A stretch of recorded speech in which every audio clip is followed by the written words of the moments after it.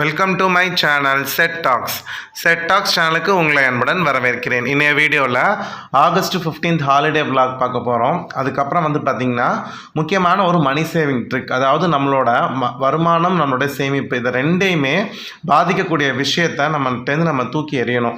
முக்கியமான ஒரு விஷயம் அது நம்ம எல்லார்கிட்டேயுமே இருக்கும். அது நம்மக்கிட்ட இருக்கிற வரைக்கும் நம்மளால் வருமானமோ இல்லை சேமிப்போ செய்யவே முடியாது.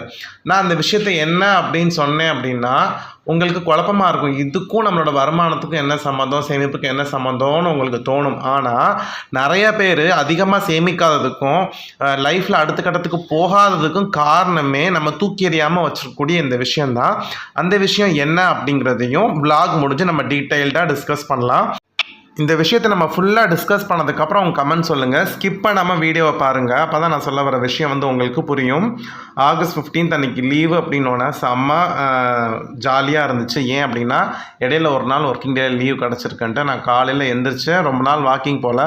ஸோ பார்க்குக்கு போயிட்டு கொஞ்சம் நேரம் நேச்சரில் கொஞ்சம் நேரம் இயற்கையில் நம்மளோட டைமை ஸ்பெண்ட் பண்ணிவிட்டு கொஞ்சம் நேரம் வாக் பண்ணிவிட்டு நேராக வழக்கம் போல் நம்மளுடைய ஸ்பாட்டு ஹோட்டல் காஃபியை போய் குடிச்சிட்டு அதுக்கப்புறம் தான் நான் வீட்டுக்கு வந்தேன். ஏன்னா அன்றைக்கி எல்லாருமே லேட்டாக எந்திரிப்பாங்கன்னு சொல்லிட்டு வரப்போவே பார்த்திங்கன்னா முக்கியமாக வீட்டில் தயிர் பாக்கெட் முடிஞ்சிருச்சு. வீட்டு தயிர் இல்லை. ஸோ அதனால் உர ஊற்றி வைக்கலாம். ஸோ உழவர் சந்தையில் பார்த்திங்கன்னா வீட்டு தயிர் இருந்துச்சு. ஸோ அதனால் அதில் ஒரு 2 பாக்கெட் வாங்கிட்டு வந்தேன். இப்போ நார்மலாக பாக்கெட் தயிர் பார்த்திங்கன்னா உர ஊற்ற முடியாது. இந்த மாதிரி வீட்டு தயிர் கிடச்சிச்சின்னா தான் நமக்கு ஈஸியாக உர ஊற்றிக்க முடியும். ஸோ இது பார்த்திங்கன்னா கிட்டத்தட்ட ஒரு பாக்கெட்டு 20 ரூபா. அப்புறம் சின்ன வெங்காயம் வீட்டில் இல்லை, அதுவும் வாங்கினேன். இது மட்டும்தான் அன்றைக்கி காலையில் வாங்கினேன். ஸோ இன்றைக்கி பார்த்திங்கன்னா ஃபிஷ்ஷு தான் எங்கள் வீட்டில் ஸ்பெஷல்.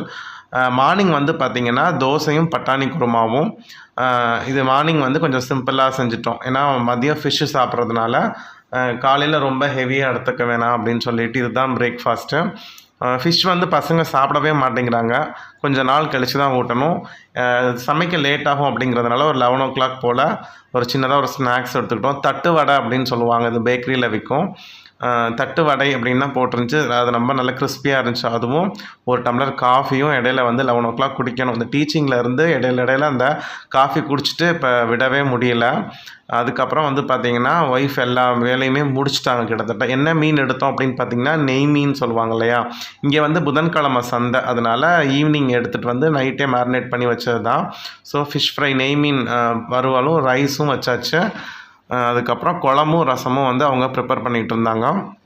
இதை முடிச்சுட்டு தான் இன்றைக்கி மதியம் வேலை நிறையா க்ளீனிங் வேலை இருக்குது. பொரிச்ச மீன்லேயே பார்த்திங்கன்னா நாங்கள் மோஸ்ட்லி குழம்பு செஞ்சுருவோம். இது பார்த்திங்கன்னா எண்ணெய் கிடையாது.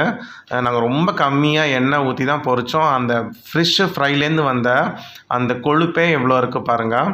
இதை உடம்புக்கு நல்ல கொழுப்பு அப்படின்னு சொல்லுவாங்க. இது பார்த்திங்கன்னா அந்த கொஞ்சம் தான், கிட்டத்தட்ட ஒரு 3 குட்டியோண்டு ஸ்பூனில் 3 ஸ்பூன் ஊற்றி தான் எண்ணெய் மீனையே வறுத்தோம். ஆனால் எவ்வளோ கொழுப்பு அதுலேருந்து வந்திருக்கு பாருங்கள். இந்த மீன் பார்த்திங்கன்னா உடம்புக்கு ரொம்ப நல்லது அப்படின்னு சொல்லுவாங்க. ஸோ அதனால தான் ரொம்ப நாள் ஆச்சு இந்த நெய் மீன் வாங்கி. அது ஈவினிங் மார்க்கெட்டில் தான் இங்கே கிடைக்குது.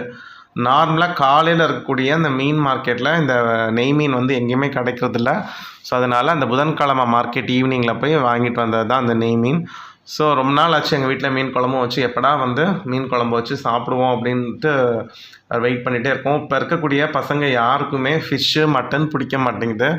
ஆல் டைம் ஃபேவரட் சிக்கன் தான். எப்போ பார்த்தாலும் அவங்களுக்கு சிக்கன் தான். ஸோ அவங்களுக்கு சிக்கன் செஞ்சு சிக்கன் மேலே எனக்கு ரொம்ப வெறுப்பே வந்துருச்சு.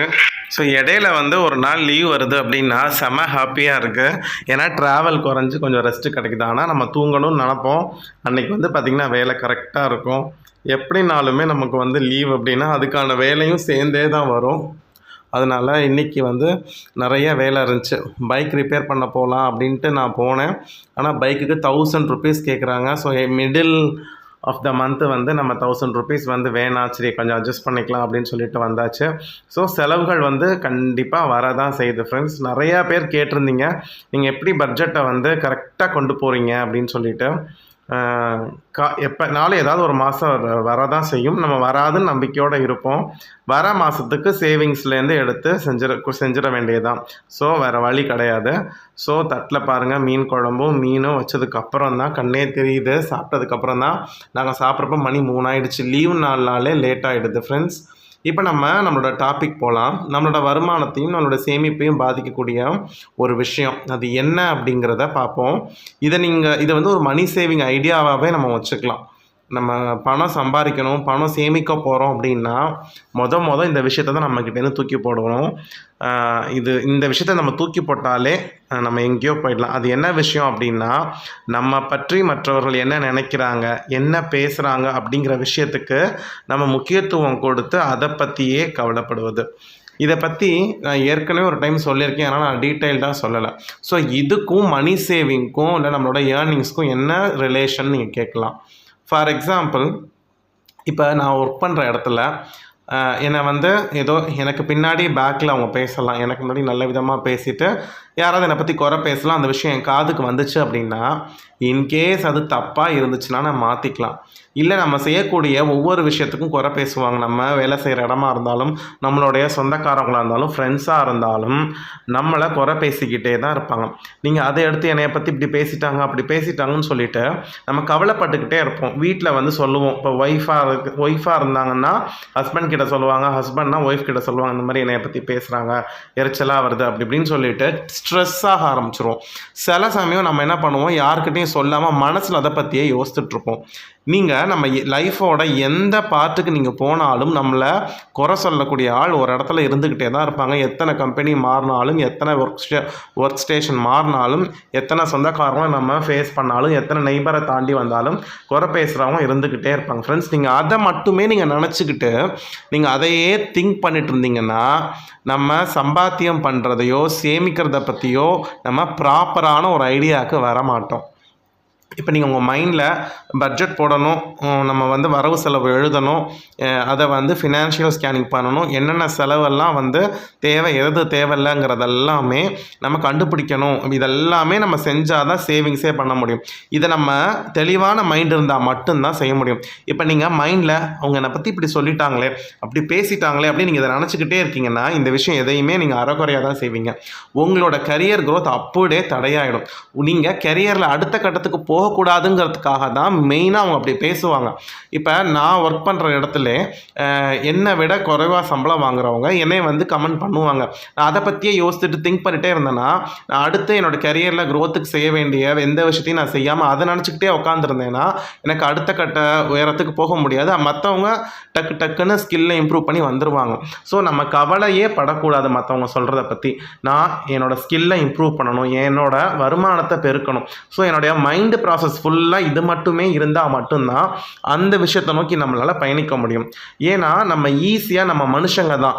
நம்ம ஒருத்தவங்க நம்மளை குறை சொன்னால் நமக்கு ஒருத்தவங்க பாராட்டினா ரொம்ப சந்தோஷப்படுவோம். அதே சமயம் நம்ம குறை சொன்னால் அதையே வச்சு நம்ம மைண்டில் கவலைப்படுறது இயற்கையான ஒரு விஷயம், நார்மலான ஒரு விஷயம். பட் ஆனால் அந்த நார்மலான விஷயத்தை நம்ம செய்யாமல் அதை தூக்கி எறிஞ்சிட்டு நீ என்ன சொன்னாலும் சொல்லு, நான் கரெக்டாக இருக்கா, நான் செய்கிற விஷயம் கரெக்டுனா கரெக்டு தான்ட்டு நீங்கள் போயிட்டே இருக்கணும்.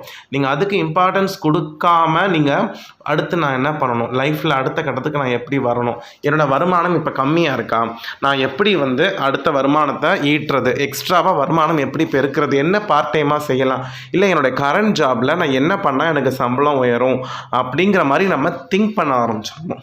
மற்றவங்க சொல்கிறத பற்றி கவலைப்பட்டுட்டு திங்க் பண்ணாமல் நான் அடுத்த கட்டத்துக்கு எப்படி முன்னேறணும்னு நான் திங்க் பண்ணேன்னு வச்சுக்கோங்களேன், ஆட்டோமேட்டிக்காக எனக்கு பணம் வர ஆரம்பிக்கும். இன்னொன்று, நம்ம மற்றவங்க என்ன சொல்கிறாங்கன்னு கவலைப்பட்டுக்கிட்டே இருந்தோன்னா ஸ்ட்ரெஸ் ஆகும். ஸ்ட்ரெஸ் ஆனால் கண்டிப்பாக பிபி, சுகர் எல்லா வியாதியும் வந்துடும், தூக்கம் போயிடும், நம்ம மனசில் நிம்மதியாகவே இருக்காது. ஓகேவா?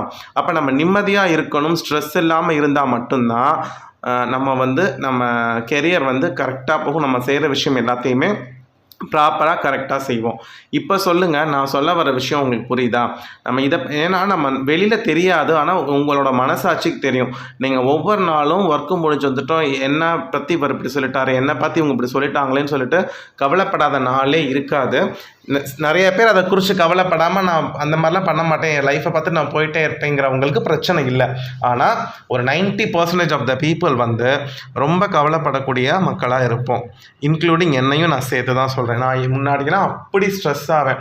அப்போ பார்த்திங்கன்னா வரவு செலவு கணக்கு எழுத மாட்டேன், இன்வெஸ்ட் பண்ணுறது பண்ண மாட்டேன், இதையே யோசிச்சுட்டு இருப்பேன். அதுக்கப்புறம் அதெல்லாம் தூக்கி எறிஞ்சதுக்கப்புறம் தான் பணம் சேர்க்கணும், நம்ம லைஃபுக்கு நம்ம தான், நம்ம பிள்ளைங்களுக்கு நம்ம தான், நம்ம வாழ்க்கைக்கு நம்ம தான், அதனால் அதை குறித்து கவலைப்படக்கூடாதுன்னு நான் அதெல்லாம் தூக்கி எறிய ஆரம்பித்ததுக்கப்புறம் தான் என்னுடைய ஃபினான்ஷியல் கண்டிஷனே ஸ்டேபிளாக வர ஆரம்பிச்சிச்சு. இது முற்றிலும் உண்மை. இன்கேஸ் இந்த மாதிரி நீங்கள் ஸ்ட்ரெஸ்ஸில் இருக்கீங்கன்னா தூக்கி போடுங்க, அதை பற்றியே கவலைப்படாதீங்க, இக்னோர் பண்ணிகிட்டே போயிட்டே இருங்க. கண்டிப்பாக உங்கள் லைஃப்லையும் உங்களோட ஃபினான்ஷியல் கண்டிஷன்லையும் ஒரு மாறுதல் வரும். கண்டிப்பாக உங்கள் கெரியரில் அடுத்த க்ரோத் வரும், அதிகமாக சம்பாதிக்க ஆரம்பிப்பீங்க. இந்த கருத்தை யாரெல்லாம் நீங்கள் ஆமோதிக்கிறீங்களோ மறக்காமல் கமெண்ட் பண்ணுங்கள். இது உங்களுக்கு பிடிச்சிருச்சுன்னா இந்த வீடியோவை உங்கள் ஃப்ரெண்ட்ஸுக்கு ஷேர் பண்ணுங்கள் ஃப்ரெண்ட்ஸ். அடுத்த வீடியோவில் உங்கள் எல்லாரையும் பார்க்குறேன். Bye friends.